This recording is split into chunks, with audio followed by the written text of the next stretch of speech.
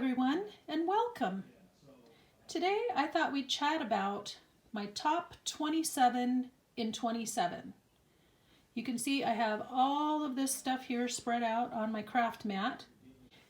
These are some of my favorite craft supplies and tools that I have discovered over the past 27 years or so that I have been doing paper crafting. So I thought it'd be fun to share some of my favorite and maybe not so favorites that I've come to love over the years, and then talk a little bit about my pros and cons for them. This is just my opinion, nothing fancy, nothing formal. This is going to be airing in several parts because as I go through, there are a lot of categories for craft supplies, especially when it comes to paper crafting. So maybe this can help you figure out what you do and don't want to invest in, especially if you're new to paper crafting. Junk journals or scrapbooking or what have you, it can be really overwhelming, and I know from experience your dollars only go so far, and so you want to focus your time and your money on what's going to give you the best return back. I've been doing this for 27 years. I took a break in there for 9 years, but a lot of these tools I've been using since the very beginning, and because I picked wisely, I could still pick up and use these tools again when I came back to paper crafting. So the categories that I have come up with that we will be discussing over the next few videos are basic tools, cutting tools, adhesives, and then other supplies. I may decide to add other videos to this list if I find new categories. Maybe one category has so many items in it that I need to break down the categories and classifications a little bit further, then I will do that. So with that, let's get started.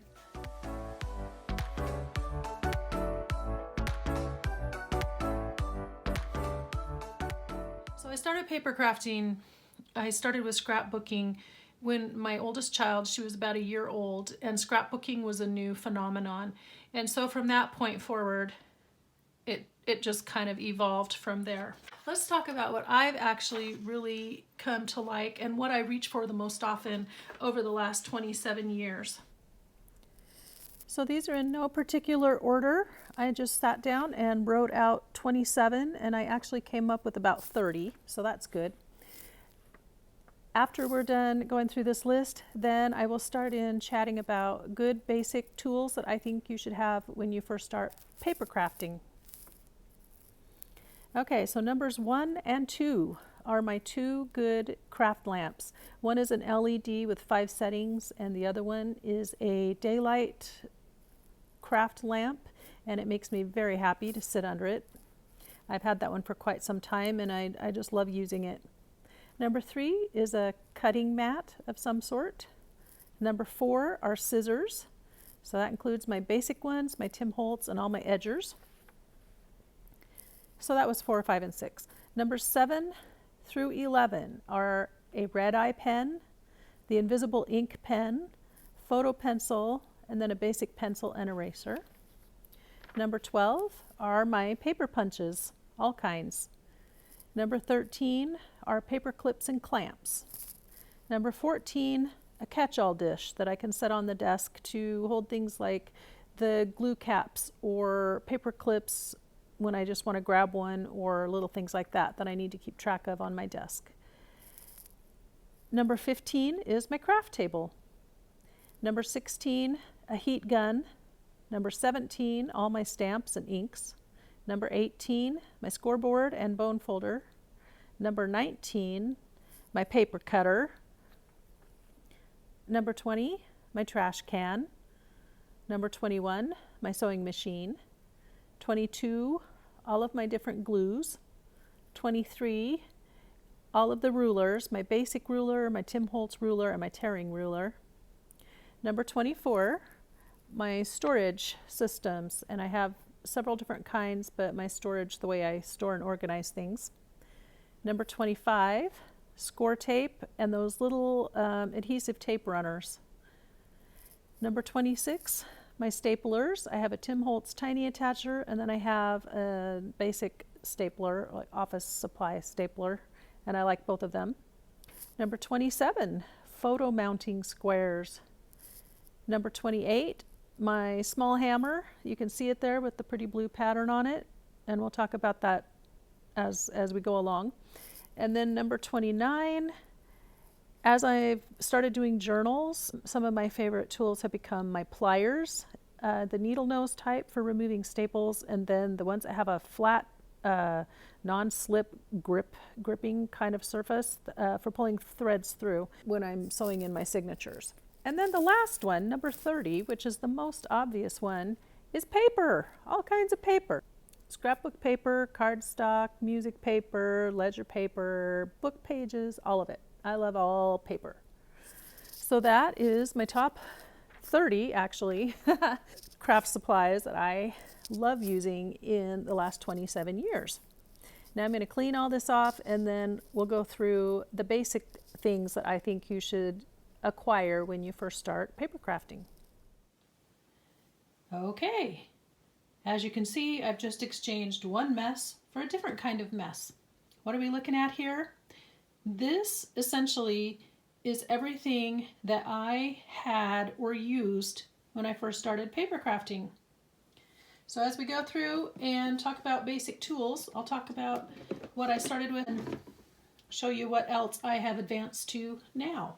But essentially, this is pretty much it. I might have had a couple more of the edging scissors that I didn't have available, and maybe one or two more punches of different varieties. So it all fit into this plastic tub.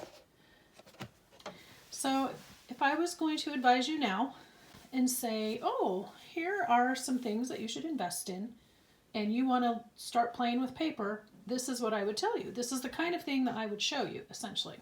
So the first thing that you're going to want is some kind of a cutting method or cutting system, and along with that, a place to cut it, a safe surface. So under here, you can see my very first cutting mat. It was from Fiskars. It wasn't very big. I don't know if I can get this off of here without making a mess. This is it, and it's pretty beat up now because up until about 2 to 3 years ago, this is what I was using. So it's been with me for a very long time.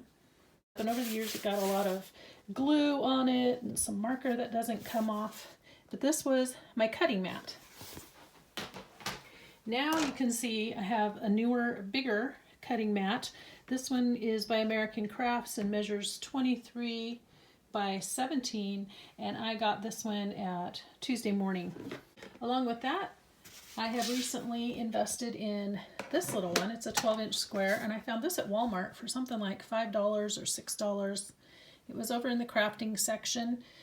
I don't know if it's meant to be for quilting or not because of these other markings. It's a nice little size, and I can use this one over on my desk that's over this way and leave this one here on my craft table. Then also more recently, I think I found these last year at the Dollar Tree. I had seen other people had these. You can also see kind of the glint of glue on there, but I have these smaller ones, so it's nice for putting under a page to ink up, or generally I will stick it off to the side and set my inkers on it, and then that way they don't mess up my table. So cutting mat, and then the cutting system, this is what I used originally. It's my little Fiskars paper trimmer. And again, until about 3 years ago, I used this. But along with that, in order to cut my shapes, I had what was called a collusal system. Let me back these on something here. Let's back it on this. This was a cutting system that came with its own swivel blade, and you laid this on top of your photo or what have you, and then you could put your blade in these little grooves and cut your pictures and things to the size that you wanted. And you used this styrofoam kind of mat just laid under it, and then the blade looked like this. And actually I should get a new one because I still use this from time to time, but it's called collusal, and so that was what I used. So let's put these in here. I also had an X-Acto knife. This is a newer one. My other one, I just got rid of a couple of years ago because the blade was all bent out of shape and you couldn't unscrew it anymore, but I'd had it since college. So X-Acto knife, also in there. My scissors, these were what I used. And those were my everyday scissors. I think that was my only size. I don't recall that I actually had a smaller pair. That was what I used. Over the recent years, I have replaced the orange ones with a little bit prettier from American Crafts, these pretty metallic looking ones. I've invested in this Tim Holtz pair. I think this is the 7-inch. These are titanium and they don't stick. They're Teflon coated, and then they can cut through all kinds of things that are a little bit thicker or more heavy, and then have the comfort grip here so you can be left-handed or right-handed, and then has the safety cap on the end. And these are by Tim Holtz. So now I use these. Along the way, I invested in some fringing scissors. Where did I find these? I think I ordered these on Amazon for cutting fringe on the edges of papers. I don't use these as much as I thought I would, but my style has changed a little bit, but they're still handy for adding a decorative touch. So I have upgraded to those. One of the other things that I invested in long ago were my Fiskars edging scissors.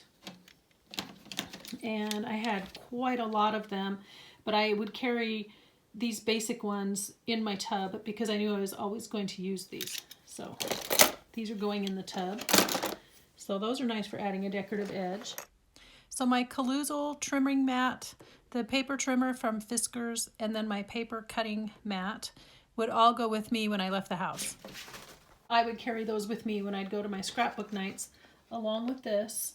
And then I would either take the paper for the particular project, or later I got like a carrying file box, and I just put hanging file folders in it and divided up my cardstocks and papers by color in there, and I would carry that with me.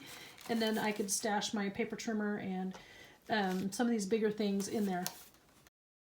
Now the last thing that we used to use then, and I still find them very handy, were we had these templates, because scrapbooking became very big, and in order to cut all the pretty shapes you had to have a way to make templates. Now I had all the basic ovals and squares and rectangles. This is one of my original ones for making cute puffy shapes.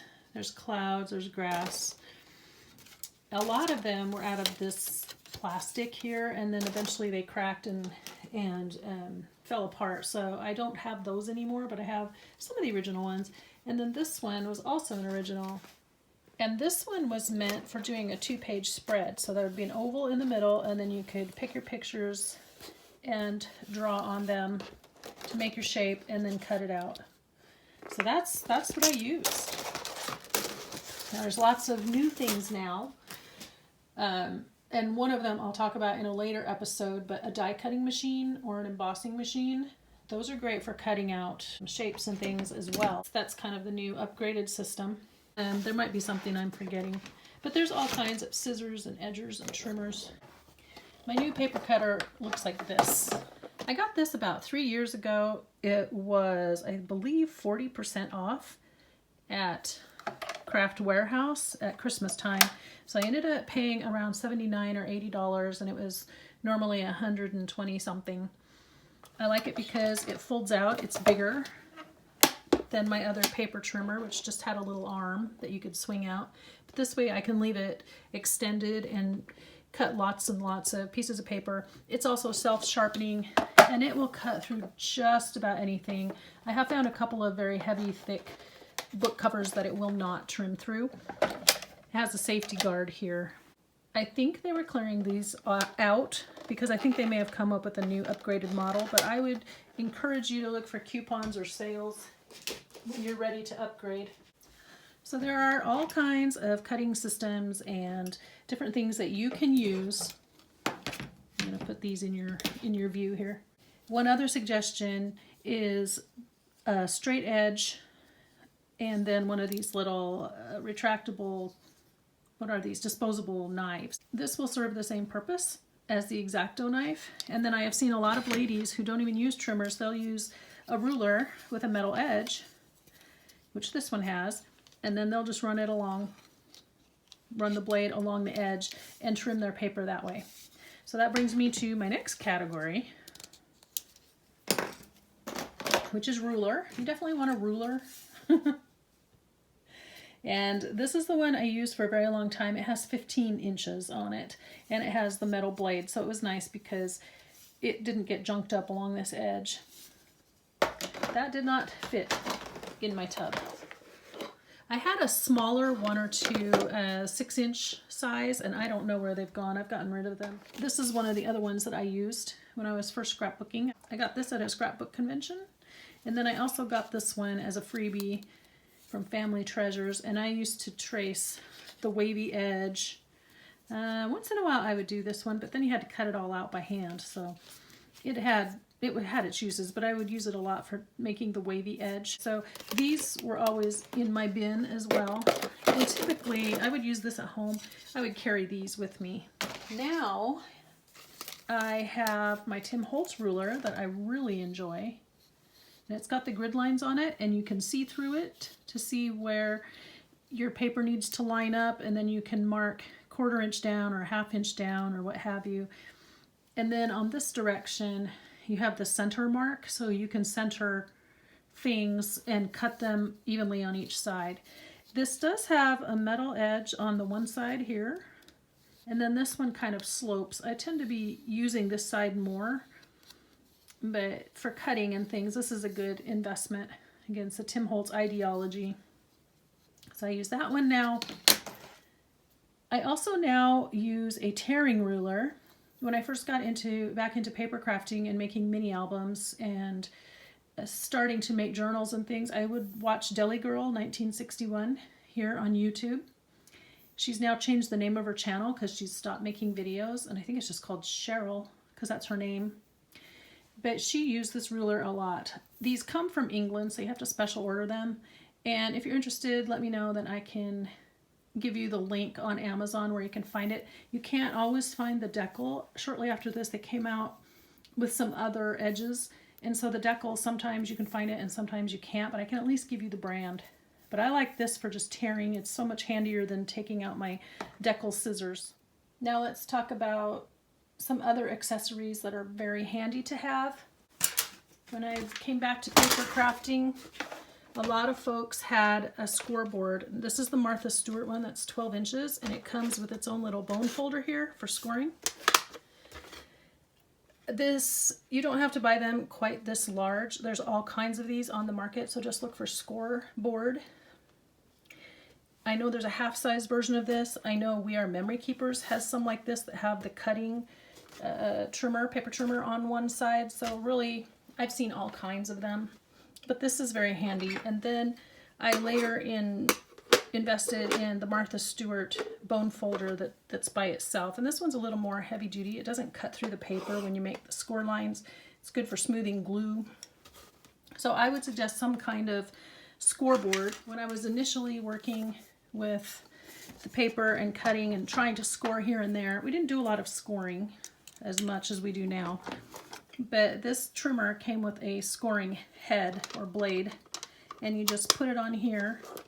There was no, you can see it's just a very dull blade. Maybe you can see that. And so it would just score the paper. You'd lay it on here where you wanted it, run this up and down and make a score line.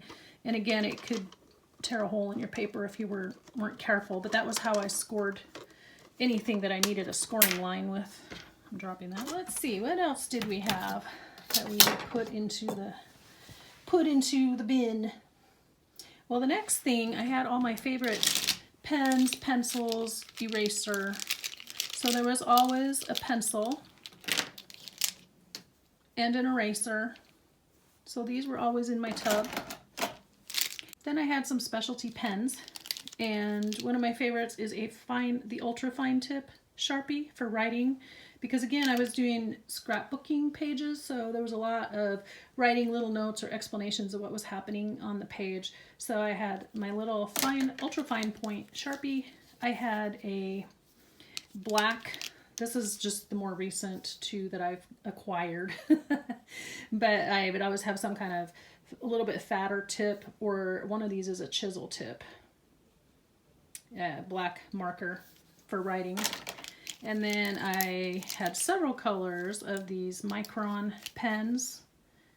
I usually had black, brown, blue, and green.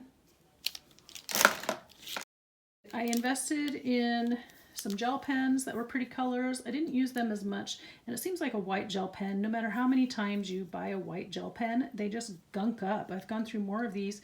You get kind of almost a single use or two out of them, and then they get stuck on the ends and they don't work anymore. Now this is my more recent one. I had heard from somebody online that Signo was a good brand. So this is the one I've more recently invested in. I haven't really used it, so I can't tell you. Gel pens. I always had a gold or a silver pen. And for a while there, I had one that was two-headed. It was gold on one end and silver on the other. So it would make some fun effects.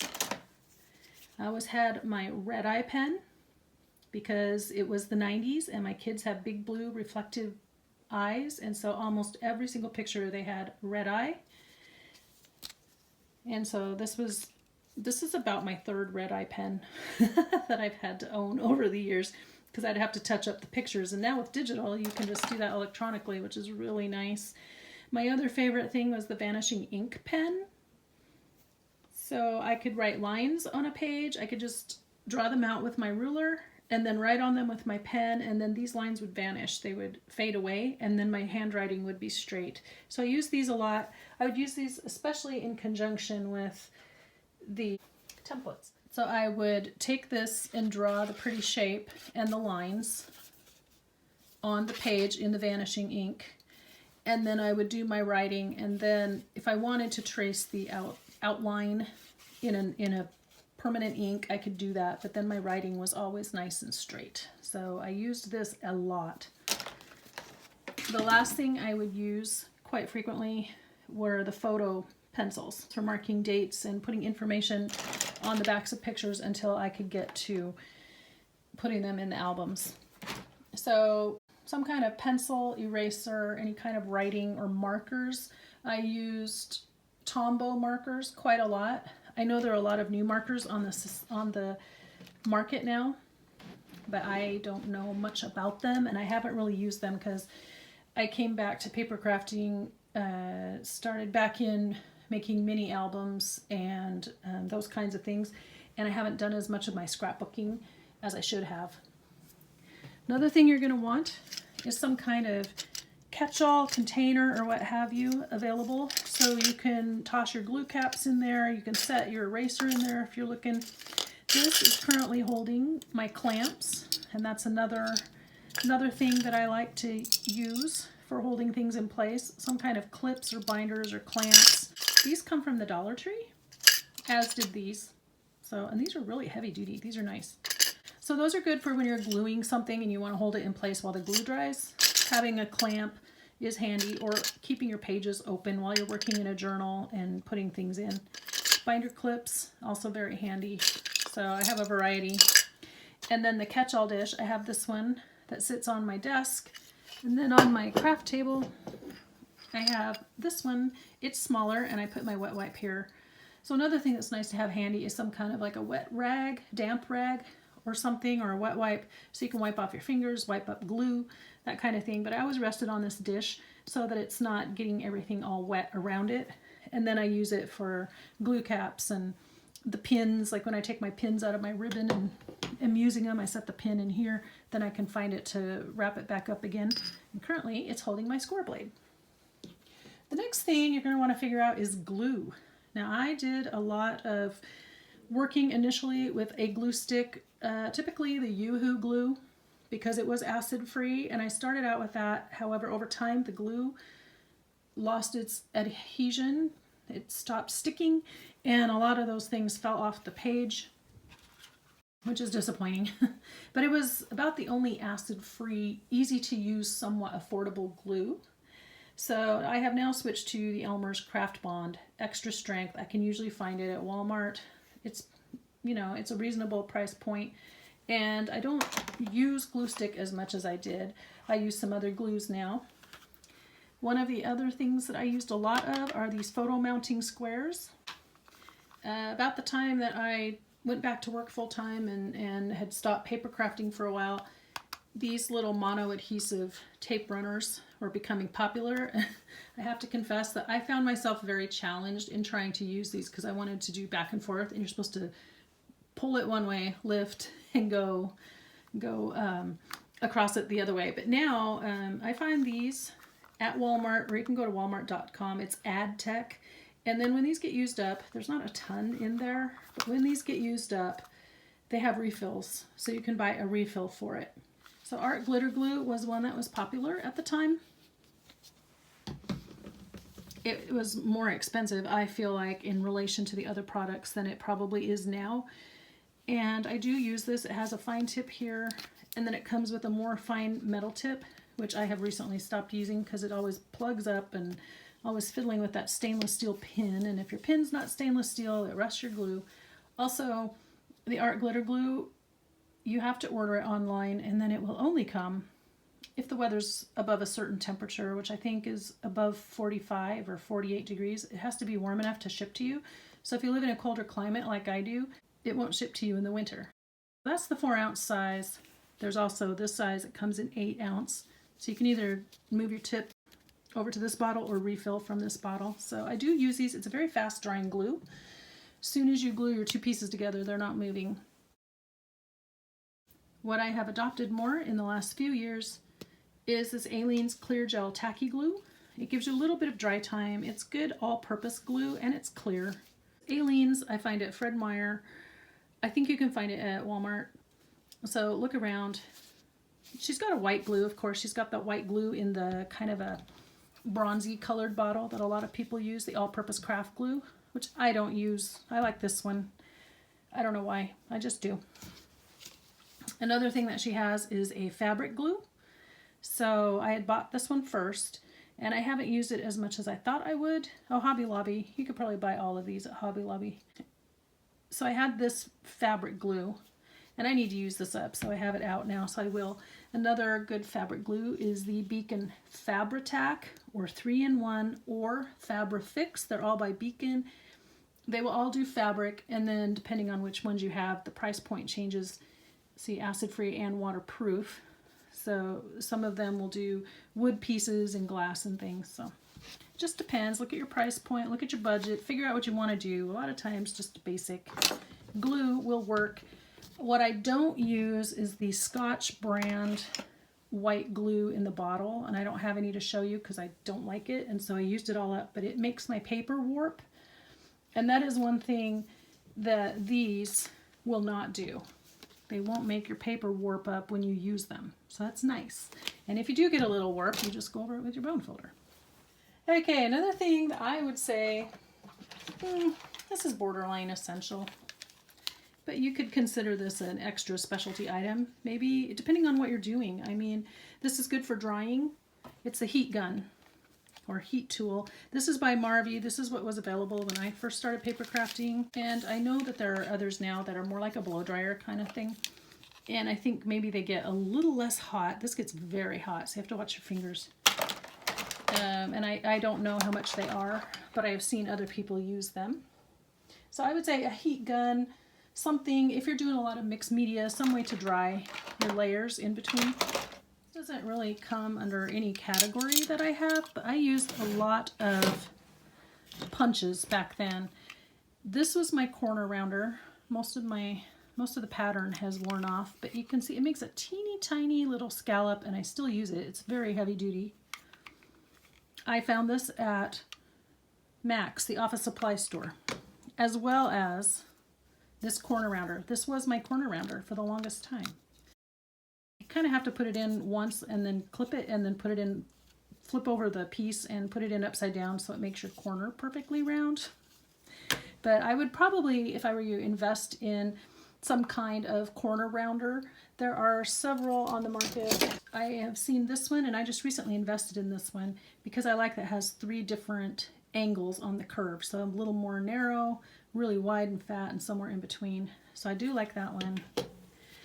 I bought this on eBay because Creative Memories no longer exists, but I've seen a lot of people use this style of corner rounder, and then it has a little reservoir with a cap so it will catch the clippings, which is nice. And it's very heavy duty. I've used it for a lot of stuff, so I do like that one. Oops, I'm dripping little clippings on my table. And then this isn't quite the right one, but it's We Are Memory Keepers Crocodile. They had the corner rounder. This is a corner chomper, and it makes decorative corners. This one I picked for the deco and the stub, but they have one that just does round corners. Well, I already had corner rounders, so I didn't need to invest in that. And then they have some other styles that I have not ever been able to find. I would love to find a few more. But I buy on eBay or Amazon. I suppose you could go onto like Facebook Marketplace and find something. I don't know. Then some other, depending on what you're doing, if you're doing a lot of layering or want to make lots of cute little shapes, then any of these paper punches. This is the first one I had, a 1 1/4 inch round circle. Used that a lot. I had some slightly smaller ones like this. And I don't even think this company exists anymore. But I had all kinds of cute little shapes, and I use the heart one a lot. I've since gone to bigger ones, a bigger sized heart, some bigger circles and squares and ovals, so those are handy. And then the other thing I would definitely suggest you have one of is just your basic hole punch. I have since upgraded this one. I found it at the Dollar Tree, and it's very heavy duty, and it's got, this actually holds on there better, and it's got this nice comfort grip. So for $1, this is a pretty nice little hole punch, but I would invest in a hole punch because depending on what you're doing, you may want to tie your tag toppers on, punch holes for the tops of your tags, or to stick things together in the corners of your cards or journal cards, what have you, on your pages. And then I had also invested in a few other little shape ones. This one is a 1/16 inch hole, which comes in very handy for setting eyelets, as well as the 1/8 inch hole. So if you're doing a lot with eyelets, or grommets as we call them too, these are great for punching the hole. So I usually had that one and at least that one, and then depending on the project, I had 3 or 4 of these. This one is a slot. I had the heart shape. I had a couple others, and I would just put in my bin to carry with me that night what I wanted. So a hole punch. The last thing I would say, I'm not going to pull it up here, but a trash can, something that will hold all your stuff. Good lighting, and I will show you pictures of my lamps here. The first one that I had, it's kind of falling apart. It simulates natural daylight, but it's a crafting lamp for sewing or crochet or people who quilt. It's a very tall one, so it bends over my table. And it's getting kind of decrepit now. You'll see that in the picture because I had to wrap duct tape around it to make it stand up straight. It's on its last legs. The other one, I will insert a picture here. I got it off of Amazon. It's called Trotronics, I believe is what it's called. And it is an LED system, and it has five settings for whether you want the light to be bright or to be easier on the eyes, a little more warm. It's very nice. It also has a charging port on the back, which I find extremely handy for having my phone available and then allowing it to charge when I'm sitting in here. The last thing would be a good storage system. So as you saw, this was my initial storage system. I had another one very similar. This held all my paper scraps, the little scraps. It's empty right at the moment because I emptied it for this demonstration. And then I had the carrying case, like for a hanging file case. And then the other thing I use for storage a lot are baggies. I usually quart this if I'm wanting to store ideas for journals, keeping all the pieces together. This is the 2.5 gallon slider, and I find these at Walmart. But they hold a lot of, they'll hold the 12 by 12 papers, and they'll hold a lot in there so that you can put your collection together, whether you're doing a scrapbook layout or collecting for a certain journal theme.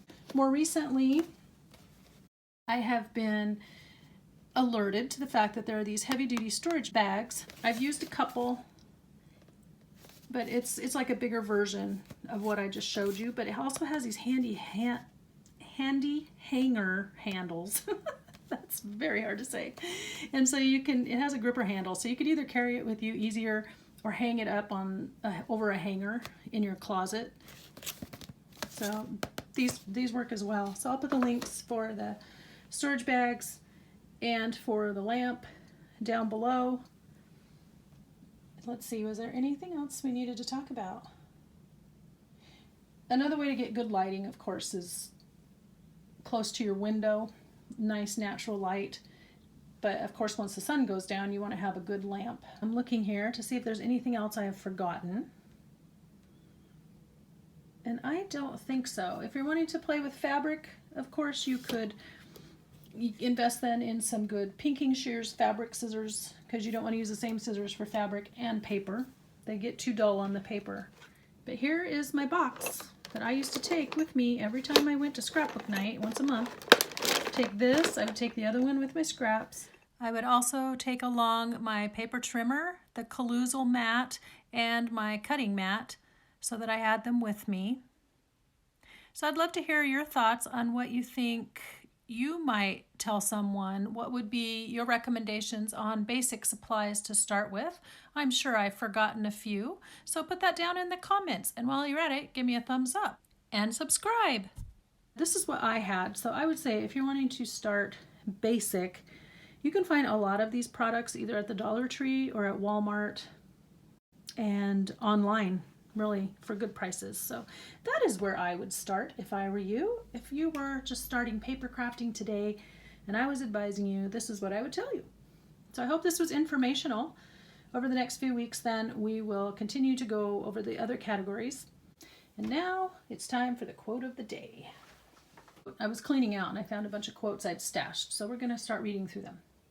Today's quote says, "People seldom improve when they have no other model but themselves." Oliver Goldsmith. People seldom improve when they have no other model but themselves. It has absolutely no relevance to what we're talking about today, but I thought you'd like it. So with that, dear friends, I want you to be inspired, do something creative today, and I will talk to you in the next video. Bye-bye.